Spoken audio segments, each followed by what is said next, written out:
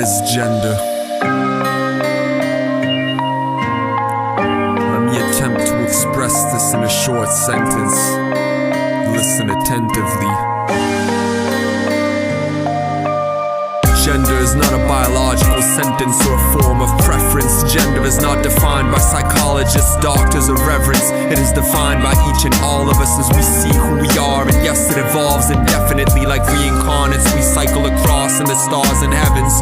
We have all and will all be all of them. It is always limitless. And beyond this earthly ball we revolve on, there are many genders and many more that they keep in the dark. And speaking of darkness, dichotomies like light and dark, masculine and feminine, dusk and dawn are actually limited. They are not the spectrum's entirety. They are simply the extremities as polar opposites. Hindus defined a third gender since the dawn of humankind in Dwarka with Lemurian messengers, and the third is simply nearing the middle. There are so many non-binary and curious riddles, trans, intersex, and even genderless and gender fluidity. And beyond this, who are we to force anyone to abide by any so-called findings of a falsely apocalyptic science that pulled the wool over our eyes? That apocalypse so lifted in times Kemetic, and before this were Polarians and Hyperboreans. The dawn of Sumerians is when we were forced into binary variants. Then Judeo-Christian theologies were hegemonically dominant as heteropatriarchies and demonized all genders non-binary,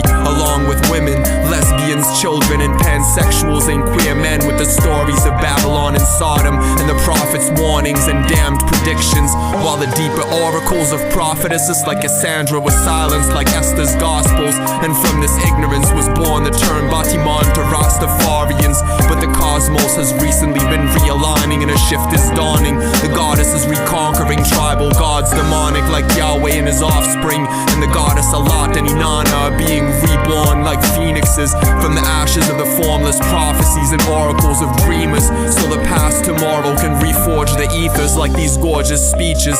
These morbid preachers' flawed beliefs in their god's dominance is awkward weakness. At the heart of it, we all ought to see that it's not possible to be kind in conscience while you talk of evil and want to force your beliefs upon all creatures, like those that gorge the seas, lakes, and oceans, and those that are forced into breeding and made to be hopeless, tortured in screams, raped in hypnosis while horribly bleeding. Then the baby is born and slaughtered for meat, and eventually the mom is torn to pieces once she can no longer breed. Why do I talk of these forms of evil in a song for tortured people? Is this a question you want to speak of? Could you guess that karma breeds us into awful demons as reincarnates when we feed off of beings unconsciously or not? It's beyond belief, especially when our dogmas talk of peace, and messengers like the Rasta Jesus were matriarchal vegans, and he was born as Yeshua ben Miriam. If you don't get what I talk of, maybe you ought to seize this and be reborn with blessings. You ought to believe me. We constantly evolve in the morn of prescience, and this is not deceit.